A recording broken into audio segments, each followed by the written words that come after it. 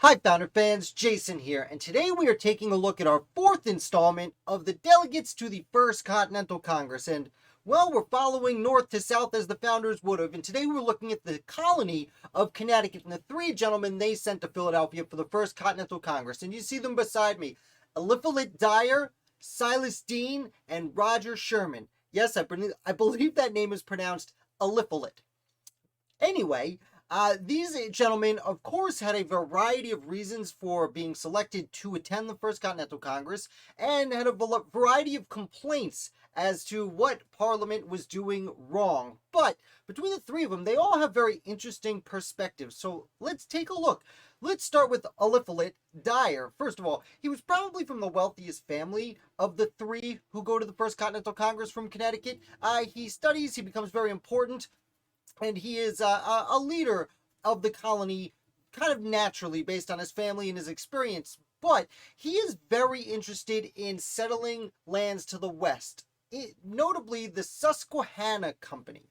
And he wants to form a new colony with king and country's permission in Susquehanna. Now, Susquehanna sounds familiar. That's because it's a river that runs through New York and Pennsylvania and some other places, but the area of Susquehanna, we also at the time called the area of Wyoming, which was northeastern Pennsylvania. Today we know it as northeastern Pennsylvania, but then both Pennsylvania and Connecticut had claims to this particular area. And Eliphalet Dyer had purchased the land from Connecticut, but not from Pennsylvania, and he wanted this all settled because he wanted to, well, settle it with settlers. So he ends up going to London in 1763 to try and win a colonial charter for this area, but unfortunately for him, his options are frustrated, mostly because there's still a bit of disagreement between Pennsylvania and Connecticut. In fact, this area would have several Yankee Pennamite wars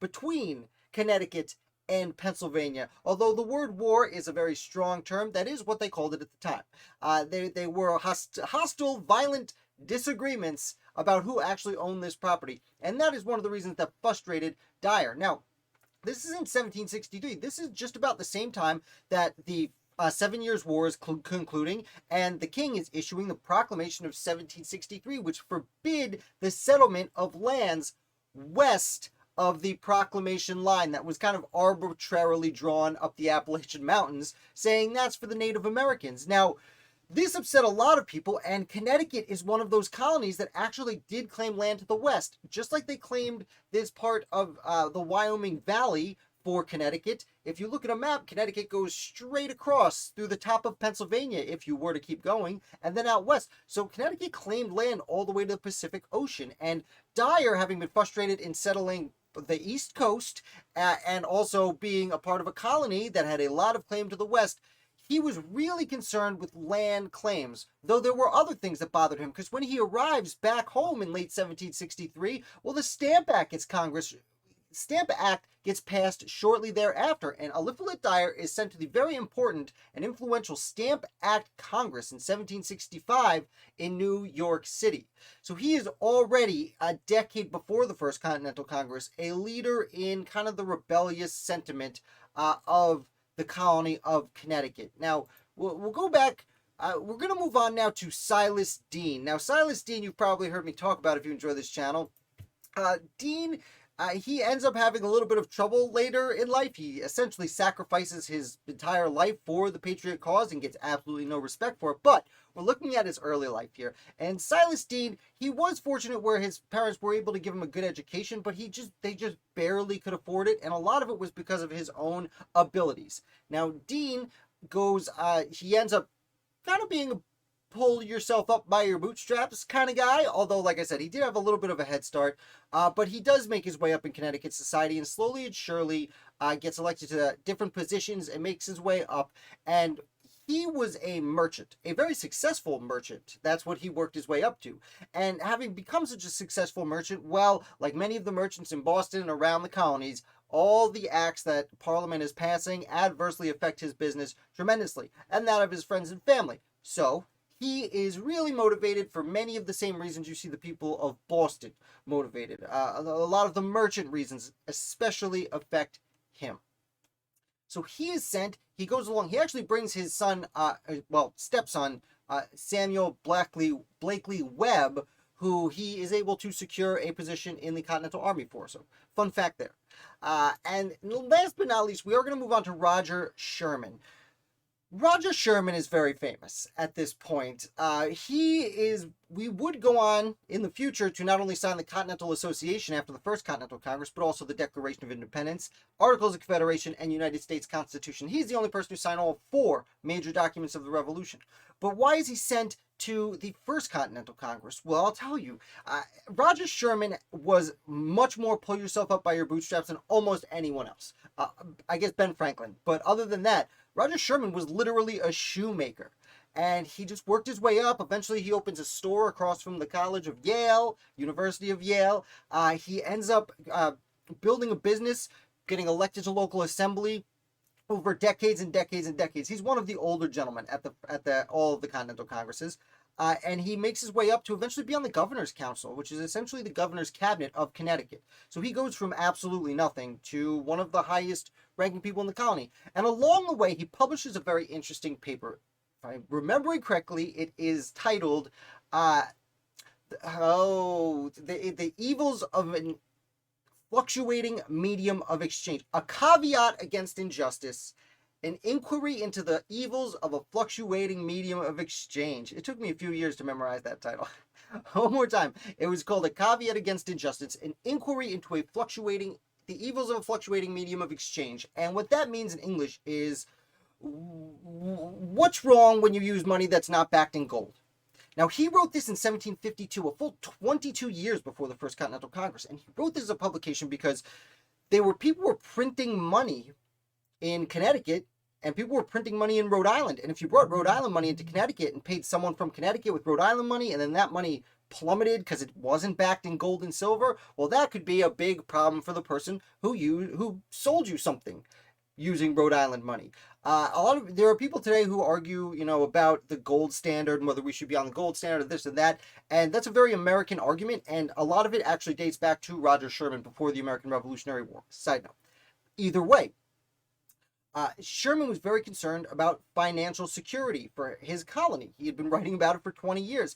Now, I will say, the Currency Act was one of the many acts passed by Great Britain that a lot of colonists didn't like, and that said you couldn't print your own money.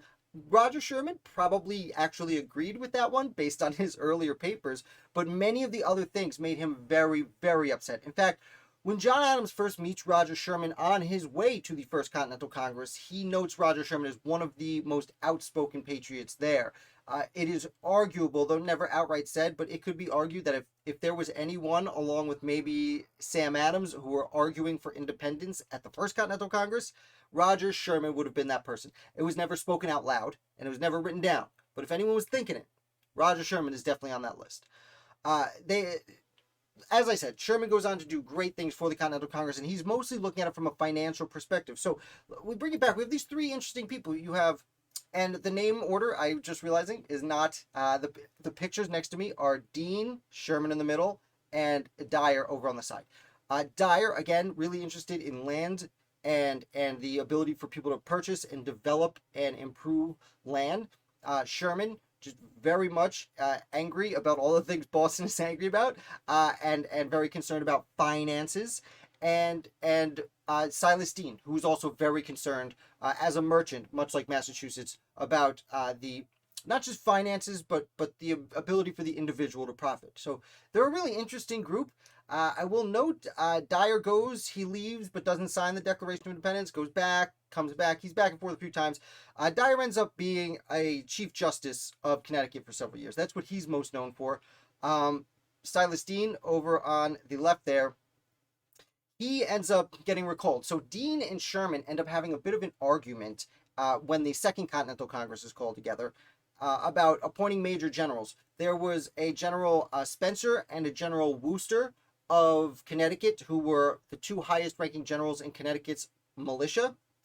And the number 3rd ranking general in the militia was Israel Putnam. And when the Continental Congress organizes the Continental Army, they skip over Wooster and Spencer. They name them brigadier generals and promote Israel Putnam as a major general over them. And this causes a great deal of controversy in Connecticut itself at the time. Now, they actually end up replacing Deane pretty quickly because Deane was in favor of Wooster stepping basically over where he should be. Because the idea was, how could you have someone lead men who were just leading him last week? It's not fair. You're skipping rank. The main reason was because Putnam had not only he had served less than the other men, but had bigger victories in the French and Indian War, and then even more recently at Lexington and Concord and Hogg's Island, as we discussed with Dr. Joe Spencer Van Herrick recently.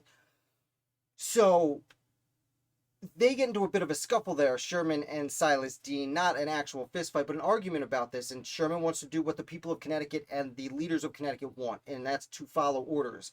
Silas Dean wants to piggyback off the popularity that Israel Putnam has recently experienced to help Connecticut get a higher rank in the Continental Army, which they do, and it is Putnam, but unfortunately Deane is replaced. Now, Deane doesn't come home. He stays in Philadelphia to help the Second Continental Congress, helps organize the First Navy. He is sent as the first ambassador to France, although it's not that title. He's sent by the Secret Committee in secret.